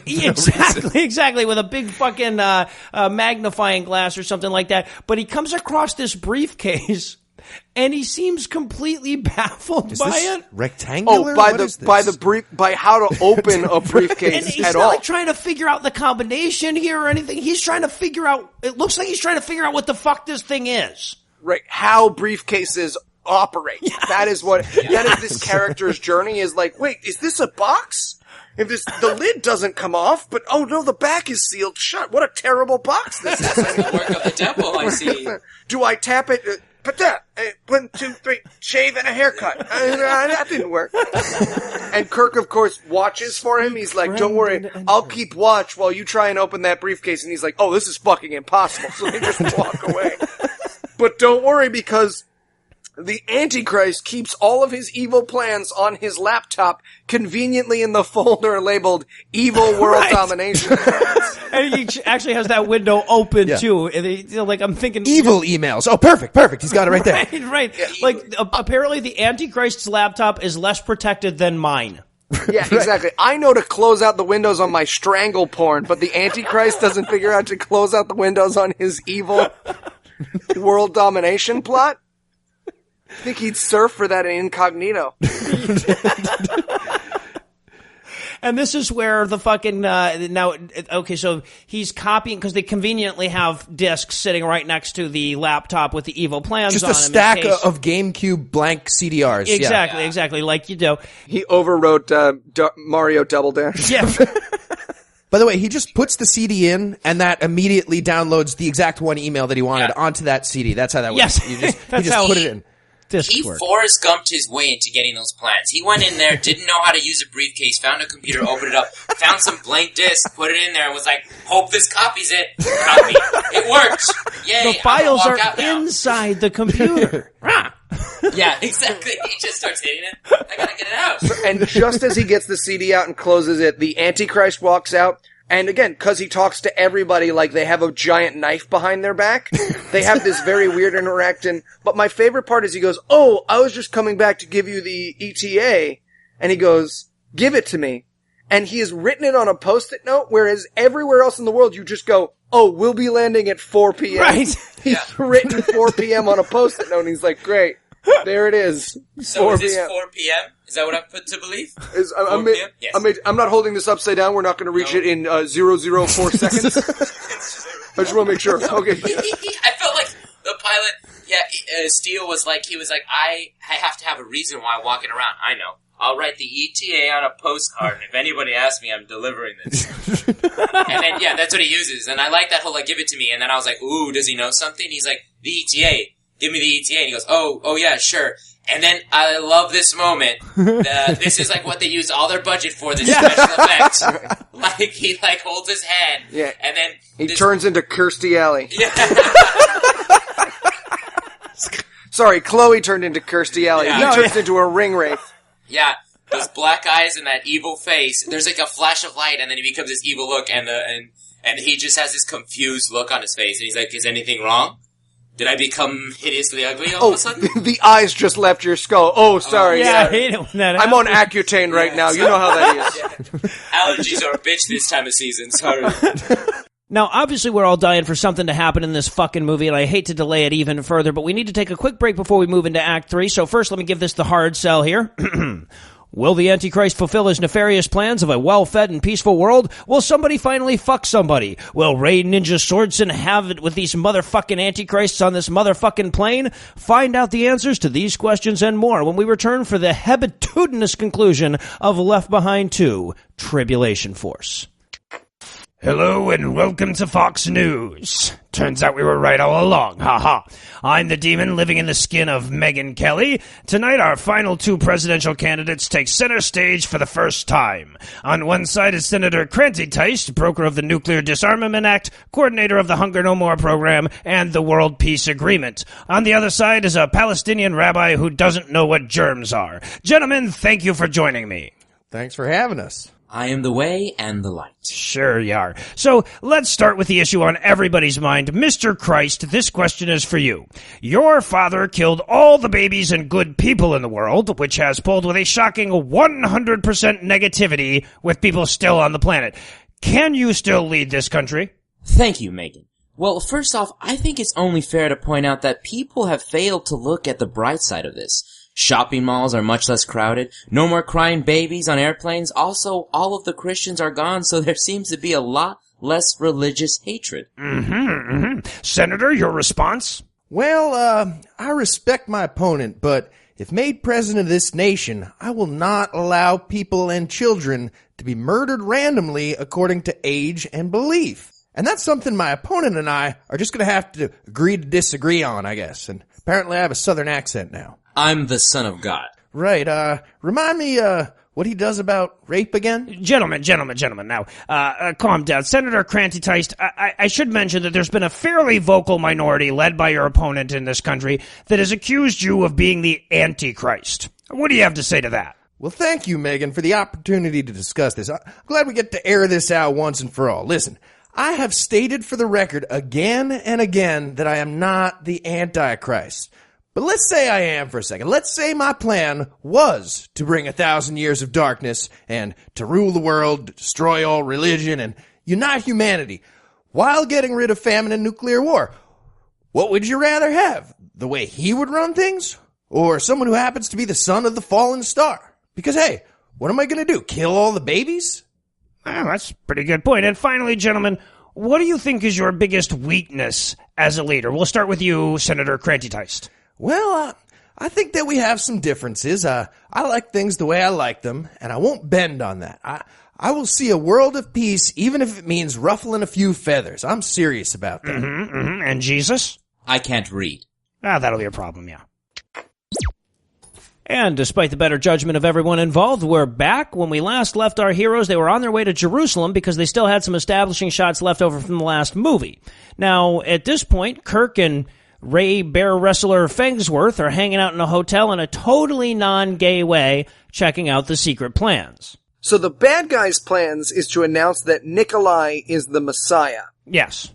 And so what they found on the plans is basically the speech that they've given the world's most important Jewish scholar who defeated Bobby Fischer in the Jewish Scholar ELO tournament is that he is going to announce that Nikolai is the Messiah. Yes, this is the biggest piece of news in the history of the world that we heard about earlier, yeah. and instead they're going to try and convince him to announce that Jesus was the Messiah, a fact so boring GNN would be burned The rapture to the ground. happened a week ago. This is the biggest piece of news in history. Yeah. I feel like, too, like, for that plan, like, for them just to have some guy come out and be like, Nikolai's the Messiah, and everybody just go, yep, that's right. You did it. You figured. Well, then that's absolutely got to be right, because this guy told us. And I love it, too, when they're reading these plans, and, like, they're reading it, and it's saying this stuff, and Kirk Cameron sort of has, like, a little kid tantrum about it, and it's just like, but Jesus is the Messiah, not Nikolai. That's not right. How are they going to convince the Jewy man to say this? And he's the head of Jews, so apparently whatever he says Something on Messiahs, like that, right? sticks. He's in charge of the Muslims, king. too, in the sense that he's the number one religious scholar, and they listen to him. Yeah. There are no Muslims in this movie. Oh, no, not I mean, at they're all. in fucking Jerusalem, No, and there's there's no not a Muslims in single Jerusalem. Muslim anywhere. That's not a place where Not a there are single. Muslims. I guarantee you, if someone walked into if one of them wandered into the shots that they shot in Jerusalem, they just cut that film out and burned it. They were like, oh, no. Yeah, like it was like an airplane going on in the background of Waterworld or something. Fuck, ruined another one. So they plan in the hotel room, and we cut to the church where the burned fireman from before is dying, and Chloe, who has just come from, all you can eat lobster fest, she's got Cheddar Bay biscuits in either hand still, is basically like, can I read to you? And I wanted more than anything, she holds up the Bible like, can I read to you from the Bible? And I wanted more than anything for him to just be like, no, I'll pass. I'll just sit here feeling my burns, if that's alright. Because, better. Right, and while she's reading, Ivy, the formerly forehead chick, shows up. And of course, since she doesn't have any more shit on her forehead, she can now love Jesus correctly. Right, exactly. But they have a perfectly reasonable conversation where Ivy just decides at the end not to deal with it. She's like, so you believe in magic? Which is, by the way, what I call religion all the time, so it gave me a real giggle. And she goes, it's not magic, it's faith. Oh. A different word for magic. It's like when you meet a girl who calls herself a witch, and you're like, oh, you're a witch? I'm a Wiccan. So you're a witch. You just have a dumber word than I did. To which her response is platitude, platitude, platitude, and Ivy double birds it away. She's just like, okay, good luck with your Jesus shit. This is another one of those moments where it's like, do you feel this way, audience? Do you feel like it's just magic? Yeah. It's not. It's something much more than that. Like, that's them reaching out to us to be like, believe with us. Yeah. Faith is a choice. Yeah, exactly. But I love that that's the straw man that we get, is that, like, somehow we don't want to believe. And it's not that we've been presented with the evidence, and it's not heartbreaking that as a child this lie gets taken away. It's like when people find out about Santa, if we were like, well, do you want to believe in Santa? No, I mean, it's just, you can't anymore because I'm a grown-up. Oh, really? Or is it just because you choose not to believe in Santa? No, it's because there's no fucking Santa. Right. What if I feel Santa in my heart? Have you ever looked at a sunset? What the fuck does that mean? When my grandma died, a rose grew on her grave. Yeah, they put rose seed in the soil so that stupid people like you will see the flower and think it's magic. It's to cover up the smell of rot, which is actually happening to Grandma. So then Buck goes to see the head Jew, who is in ancient Israel. This scene takes place in people are beating carpets and leading goats around in the background. Apparently Jews all live in ancient Israel, not just Israel. Yeah. Ancient This is so that Kirk Cameron can look a little more Indiana Jones, a little more Christian Indiana Jonesy. That's definitely what this was for. Like, he's traveled all the way to Israel to take this guy down and talk to him. Ben Judah is his name, by the way, which is also a very interesting name for that. Yeah, it's not quite as bad as the, what was the guy from the last movie? Chaim Rosenzweig. Yeah.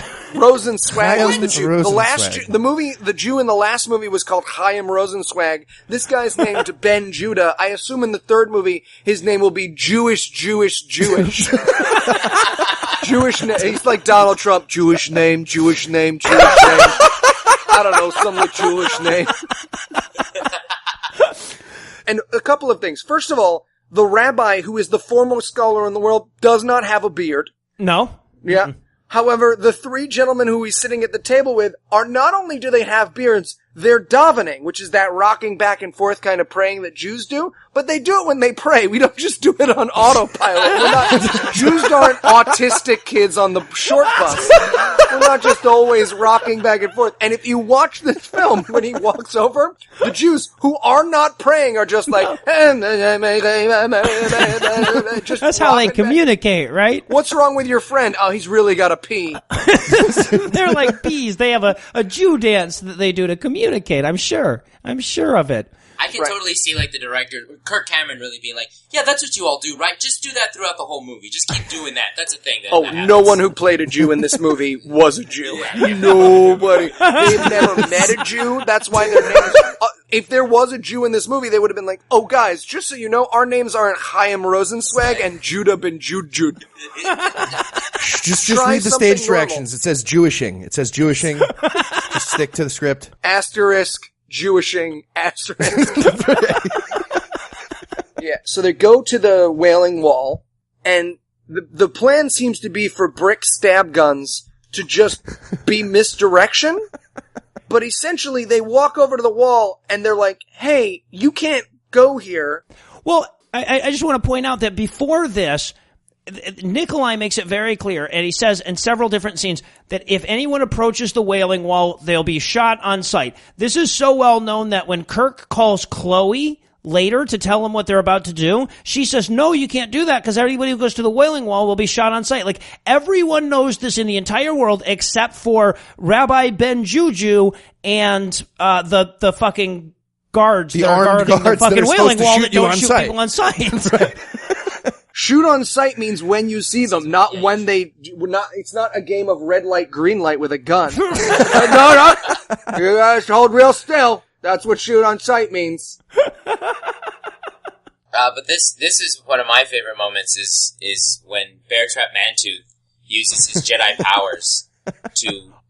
This is what I realized. Like, oh, they want people to believe in Christianity and God because you'll get the ability to stop time. Whenever you want to. Right, exactly. Yes. And now... that is precisely what happens, by the way. With a Latino woman and a Negro spiritual. Right, exactly. The woman from the Mormon underwear from earlier in the movie, who we never met and have no idea who she is, comes out of the woodwork, sings Amazing Grace, and it stops time. And for those who have listened to more than one of our episodes, this is the second movie in which Christians have stopped time powers. Just Zach Morris pops up, time out, and they walk past the guards. It worked perfect. She comes out of nowhere. First, I think he says, like, God grant me strength. And then she appears and is like, sings to him, and then he just starts walking out. And then all the guys are like, no, stop time. And I was just like, are you trying to get people to believe that if they give themselves to Christ that they'll have these powers eventually? That's what I feel like they're trying to promote. I guess, but yes, that's exactly what actually fucking happens in this fucking movie. Abs Punch Steelcock starts fucking walking, and time freezes because a black woman in magic underwear sang Amazing Grace, which I'm just so pissed that they went with that same cliche again. Like, guys, how many fucking times have we watched a movie and the last second the fucking guy summons a spiritual fucking angel woman to sing Amazing Grace to freeze time? Guys, get a new fucking idea. Blah, yeah, boat exactly. sinks, Leo lives, whatever. Yeah. So then we finally get to the witnesses, right? This entire movie has been like about these two guys that are at the Wailing Wall that they're trying to get to. And when we get there, they're just two old dudes quoting Bible verses. Yep. Confucius and Moses just hanging out alone. Right. They look like the Lord of the Ring dwarves. And also, the entire movie we've been set up that they're gonna speak this truth. They're gonna speak this wisdom, and they just quote John 3:16, the most platitude and common Jesus. It's a verse I knew before I had read the Bible. I was like, I don't know, there's one that they use at wrestling tournaments where people are like, right, God, all the Christ annoying people have that. That would have been great if one of the witnesses was Stone Cold Steve Austin. And he just but instead they were Dalsum from fucking Street Fighter. Right. Exactly. Yeah, there was a yoga flame, definitely. Yes. There were two distinct yoga flames. Again, throughout this film, we have been promised fire-breathing Jews Yeah. And indeed, when the bad guys come to shoot them, they are bulletproof and literally breathe fire at the bad guys. It was the level of crazy. Which causes them to immediately throw their guns on the ground. Yeah, because that's what happens when fire comes you're on towards fire. you. You just throw your assault rifle down and become engulfed in flame and lie there. I wrote in my notes at this point, bulletproof magical dragon Jews just killed soldiers with fire breath. I give up. Yeah, exactly. I love this movie. Yes. So then, the Pillsbury Doughboy's older sister is just casually encouraging the fireman to die. Yes. But first, he has to apologize. First, he apologized. He says a fireman who died saving people in a fire, and he has to ask God for forgiveness, and then he dies. Well, and of course, Ivy showed back up because apparently she's always wanted to watch a man die. And he looks up at Chloe and he basically has the most fucking anodyne I'm gonna die moment. He's like, pardon me, ma'am, but I'd like to die painlessly and without medication as burn victims so often do. I have exactly 3 minutes left. Any advice? Right, exactly. And her advice is apologize to the demon that killed you. Yes. At which point, when he dies, Ivy immediately is like, he was so happy. No, he wasn't. He was covered in burns. Yeah, I love how Ivy compliments Chloe. Like, that was really good. You did such a great job. You are so oh my God, good at girl. other people dying. You really watched that guy die to the best of your ability. We watched the shit out of that guy dying together. Yes, we did. It's good Yes, they we did. This is a great scene. Did we cut? No. You made his dying breath be an apology to somebody that's not there. Yeah, well done. Snuffleupagus, forgive me. And now we cut over to the big announcement that we've been hearing about for this whole movie, where they're supposed to crown Nikolai Messiah. Since he's already president of the universe, there's not a lot of titles you can take from there, but there's one, and he wants it, damn it. Right, and also, this is how badly planned out this movie is. Nikolai is in Israel, and he goes, I regret I cannot be there, but he is there. Right. He's gotta leave. Yeah. Like, they couldn't have delayed his schedule. The guy's supposed to be there in an hour to announce that he's the Messiah, and they couldn't rearrange his schedule so he could be there to be announced Messiah, but they had to do that because he can't be there, otherwise he'd be like, no, it's me. So instead he's just like, well, so there's a late lunch that I just could not push back. Well, now to be fair, though, Brian Williams' roof was open for a moment, and he had to talk with him in the next 3 days, so he has to go wait on the roof there. It's important shit. But when he goes up the upstairs, they're going to be downstairs. I'm a genius. So he goes on his plane on the fuckmobile, and then the announcement happens, and the Jewish guy gets up and he says, this is an international announcement on the identity of the Messiah. Yeah. He goes, only 1 in 100 million people fits these criteria. And I was like, so millions and millions and millions of people throughout history? Well, hundreds and hundreds at the very least. But the impression here is like, he basically gets up there and he goes like, we have scientifically identified the Messiah. And the prophecies he's talking about are stuff like, this is one of the ones they actually mention, he will be impaled but not break a bone. Yeah, I kept trying to understand that. I was like, well, if you got impaled, unless you specifically impaled on someone's bone. Right? And broke it, you're not going to break a bone. That says a lot of people. What does that even fucking mean? I want to see some guy who was watching the broadcast, sitting at home, eating potato chips, sitting on his couch, and he's like, wait a minute. I've been impaled and never broken a bone. Am I? I was born in Bethlehem. Wait a minute. I went to Egypt. Well, and I love the guy right before he starts going into this impaled but didn't break a bone and went to Egypt once when he was a kid. He says the Bible has given clear prophecy, and I'm like, no, let me stop you right there, man. There's at least one too many words in that sentence. I'm going to stop you at the word clear, and I'm going to keep you stopped at the word prophecy. Yes, exactly. Prophecy is things that happen in the book you didn't write. J.K. Rowling doesn't know the future because she knew what happened at the end of Harry Potter. Your book. You wrote it. But he fulfilled all the prophecies, Eli. Well, didn't they say he fulfilled 20 out of 109? Wasn't that the number they threw Yes, out? yeah. This guy fulfilled 20 out of 100. Where were the other? He's probably good for the other 89 at some We point. didn't We're check. going to make him the Messiah. It's fine. It's fine. It's fine. Yeah. After you hit 20, it's all good. Don't worry. I still just can't wrap my head around the fact that everybody's just like, well, let's listen to this guy and this announcement that he's going to tell us, and whatever he says, we're just going to believe because that's how it works. Right. So that's how we will make our Messiah decision. Whatever this Jewish guy says, that's what we go with from now on. And then he announces on national televisions that Jesus was the Messiah. And I just wrote in my notes, boo, says everyone who thought they were going to hear news. Yeah, right. And everyone in the crowd reacts like, oh, who is this Jesus? I would have been like, right, but who's the Messiah now? Oh, it's still Jesus? Why did we get together? I've heard of Jesus. I love when they cut to Theo, who acts like he's watching a football game and his favorite team just scored. Yeah. And Jesus, he goes, praise the Lord! Praise the Lord! Yeah! Touchdown, Jesus! Oh, and of course, the Antichrist could stop all of this and cut the feed since he controls all of television now.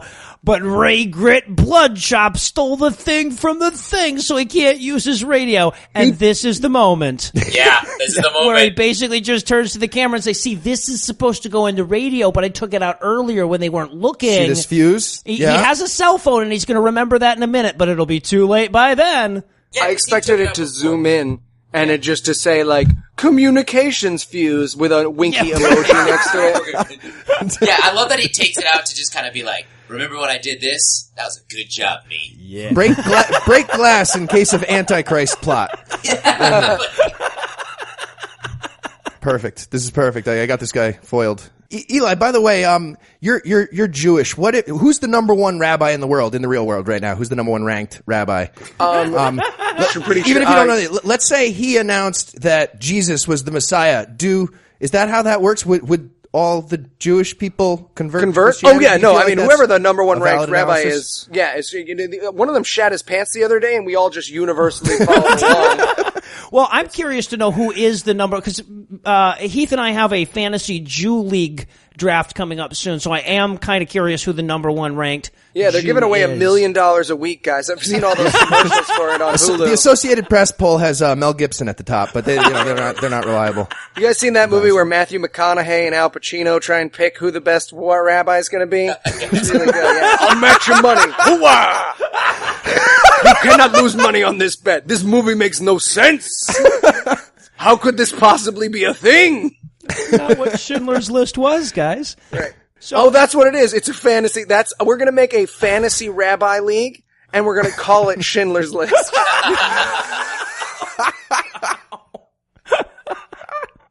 I'm in third. Pay us. Anyway, so then we cut back to Nikolai, who's very upset that he was not announced as the Messiah. Yeah. He has a little yell at heaven where he's talking to God, and he's like, this isn't over. He's basically the Claw from Inspector Gadget. I'll get you, Jesus.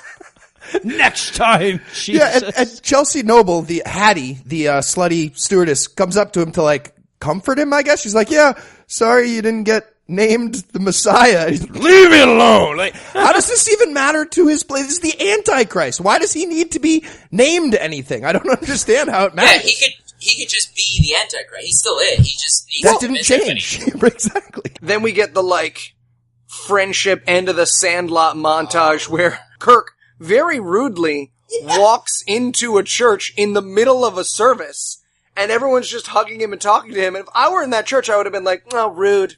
Yeah. We're all actually already singing a song. That's what I thought too. I was like, you don't just walk in like with swagger, like, I did it, everyone. I saved the world. It's like, we're in the middle of something. It's like a WWE character. Oh my God, it's the Undertaker, and he walks up. Oh God, out of the smoke. You hear music. You hear the lights change. You're like, dun dun dun dun dun dun dun dun. Jesus, dun dun dun. He just comes out. So, and that's where the movie ends, because they don't really feel like they need to close stuff off here. So, for the TLDR crowd, here's the whole movie. Magic fire-breathing dwarves showed up at the Wailing Wall, and a Jew told everyone in Israel that emaciated Johnny Bravo isn't the Messiah.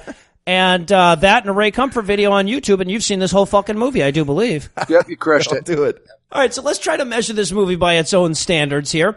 Are any of you guys convinced to turn your lives over to Christ now? I already have. Well, I would like to say I personally am waiting to hear from the world's most popular rabbi, but once I hear from her, I don't know if he's seen the movie and he's convinced, then I, like everyone else on the planet, will be convinced. Gotcha. I did realize now that I'm a terrible person because I look at people and have you're a murderer. thoughts. I'm a murderer and I just want to kill everyone now. And an so adulterer. I'm glad I realized that about myself. All right. So you're on the Jesus path, whether you know it or not. Yeah. So, all right. Now, something that occurs to me as we watch this, I'm going to ask you guys for some predictions because obviously the Antichrist has to fight Jesus in the next one. So I'm dying to know how that's going to go down. What do you guys think? What kind of weapons does Jesus get? Does gay Putin soften him up with some ninja demons first? What are we expecting? I'm going to guess that they set up a grand battle royale, but instead everyone just prays and then Putin explodes in the 30 seconds of CGI that they had left for the budget for the film.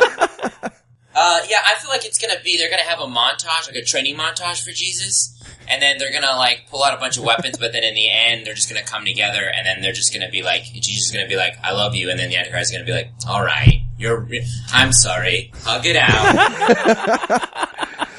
I'm thinking it ends with the Apollo Creed and Rocky almost punching each other shot. All right. Jesus and the Antichrist. You don't know who wins. That would they be run awesome. on a beach together first. Then there's a post-credit shot of them lying in bed next to each other smoking. Well, that's one way to figure out who the second coming of Christ is. Ba-dam-bam. Rayford Brantford peeks in and he's like, I got the microchip. If only they'd given us this fucking series to finish up. So, Nick, we try to avoid the whole, how many stars concept on this show. So instead of asking how you'd orient your thumb in reference to this movie, I want to ask you this. And I feel like you have some experience here. So how bad would a real apocalypse have to be worse than this movie? Are we talking pandemic, zombies, full-blown Four Horsemen? Where is it on the spectrum, you think? I would have to say you'd have to have an apocalypse where people don't just turn into zombies, they turn into reavers, like in Firefly, reavers, and they just come and they just fuck you to death constantly, and they're just and it's just like horrible ways to die, and you're just trying to get away from everyone, and and everything's on fire, and people are peeing blood and shitting out of their buttholes, and then that maybe make it worse. By the way, they're shitting out of their buttholes now, so we're at least partway there. Guys, don't tell Nick you shit out of your buttholes. Wait, where does the shit come out of? No, it's fine, Nick. It's fine. Thanks so much for doing the podcast, man. All right, we should wrap this. Oh, guys, we're in so much trouble. Guys, I'm gonna go take a shit. Colostomy privilege. All right, so Heath, what would you say is the worst movie dystopia you would choose to live in rather than watch this movie again? What do you think? All right, well, I'm going to say I'd rather live through Jonah Hill's demon love scene from This Is the End than watch this again. I'd like to do that. While watching late season episodes of Growing Pains. Oh, okay, well, in that case. Whew. And finally, Eli, tell me, what is the least enjoyable thing that you could do with Kirk Cameron that would still be better than watching this movie? I would go to a Six Flags in New Jersey with Kirk Cameron wearing a snowsuit in the middle of July rather than watching this movie. A snowsuit, well, just couples around me are like, hey, get baked, get wasted. That is how much I hated this. And then you also got to give him an over-the-pants handy. That's right. Well, you had me at New Jersey. Well, Nick, I can't thank you enough for suffering through this with us. I guess the least I could do is give you ample opportunity to plug your work. So if the listeners would like to hear more from you, where should they go? They can follow me on Twitter. I'm Nick Carrillo at Nick Carrillo 77, and I perform all over New York City at the People's Improv Theater. You can check out stuff there. I perform with Gus and Gypsy Danger and a sketch show called The Uncanny Valley, and that's most of the stuff I do. Right on, awesome. And of course, we'll have some of that linked on the description box for this episode. Nick, thanks again. Thank you for having me. This is a blast. Now, that's going to do it for our review of Tribulation Force, but that doesn't do it for the episode quite yet, because before we wrap things up, we're going to take a few minutes to shine a light on our next episode with a quick preview review. So, Eli, what's on deck? Left Behind, World at War. Oh, we're finally going to get done with this goddamn thing. Yeah, exactly. Now, I have to say, after watching this preview, completely non-facetiously, I'm really excited about the third one. Yeah, me too. I gotta admit, this movie looks like it had anywhere between 10 and 20 times the budget of the other two combined. Yes. It's got Louis Gossett Jr. in it. Hell yeah, and they show him in every shot in the preview. They really want you to know. No, we got a real actor. No more of this Kirk Cameron bullshit, guys. Yeah, exactly. We got the guy from Enemy Mine this time, guys.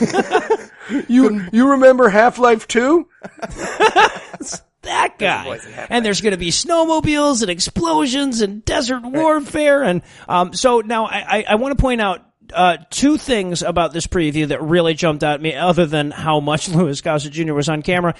A, the Antichrist has a totally different accent again this time. Mm-hmm. And B, at one point in the preview, he force chokes Louis Gossett Jr. like Darth Antichrist. And you know what? To be honest, I'm really glad, because this entire 2-movie series, I've been waiting for the Antichrist to force choke someone, and it looks like we're finally going to get it in the third movie. Listen, if you're the Antichrist, the first thing you do is figure out, I've tried to force choke people, and I don't have any powers. I just try. All right, no, I can't do it. Fine. Plastic, please. Now, also we learned that Louis Gossett Jr. is playing the president. And we also learned that he has an Academy Award, because it says on screen for like a solid 90 seconds of this 2-minute preview, Academy Award winner Louis Gossett Jr. Everyone else who's in the movie... While everyone sounds out the word Academy in the audience. Yeah, right. Academy. Academy. But, is that the guy from Lethal Weapon? But I love that, like, they put his name up there and it says Academy Award winner Louis Gossett Jr. All the other actors in the movie, they do away with just the name of the character. That's the LCD, the lowest common denominator they're going for in this preview is, you remember these characters, right? You couldn't possibly remember their names. Hell, we don't remember their names. They were obviously sitting in the editing room and they were like, what's her name? What is her name? She's Kirk's... Oh, you know what? Never mind. Let's just use their character names. We got Lou Gossett Jr. We got Lou. I feel like the day they got Lou, he came in and he was like, guys, blessings upon us. We got Lou Gossett Jr. And everyone was like, what? Got good news and bad news. We couldn't book Clarence Gilliard Jr. We couldn't do it. He's got a scheduling conflict. We couldn't do it. But we got Gossett Jr. Yeah, exactly. And explosions. We couldn't get Morgan Freeman, but we got his fat fraternal twin. So with that to look forward to, we're going to bring episode 5 to a merciful close. Once again, a huge thanks to Nick Carrillo for joining us tonight, and an enormous thanks to all the Patreon donors that help make this show go. If you'd like to count yourself among their ranks, you can make a per-episode donation at patreon.com/godawful and thereby earn early access to every episode. You can also help us a ton by leaving us a 5-star review on iTunes and by sharing the show on all your various social media platforms. And if you enjoyed this show, be sure to check out our sibling shows, The Scathing Atheist and The Skeptocrat, available on iTunes, Stitcher, and wherever else podcasts live. If you have questions, comments, or cinematic suggestions, you can email godawfulmovies@gmail.com. All the music used in this episode was written and performed by Ryan Slotnick of Evil Giraffes on Mars and was used with permission. If you like what you hear more by following the link on the show notes to this episode. Thanks again for giving us a chunk of your life this week. For Heath Enwright and Eli Bosnick, I'm Noah Lugeons, promising to work hard to earn another chunk next week. Until then, we'll leave you with a guy from Brooklyn telling you to fuck yourself. Go fuck your mother. You bring your phone everywhere. Work, school, the movies. Now you can bring it to an Xfinity store for an easy way to switch to Xfinity Mobile, a new kind of network designed to save you money. You can get up to 5 lines of talk and text included with Xfinity Internet at no extra cost, so all you pay for is data. It's never been easier to switch to Xfinity Mobile and keep the phone you love. Click here to see how. Sorry, I gotta take this. Restrictions apply. Limited to select mobile phones. Requires activation of a new line of Xfinity Mobile. Up to 5 devices per account. New Xfinity Internet customers limited to up to 2 lines pending activation of Internet service.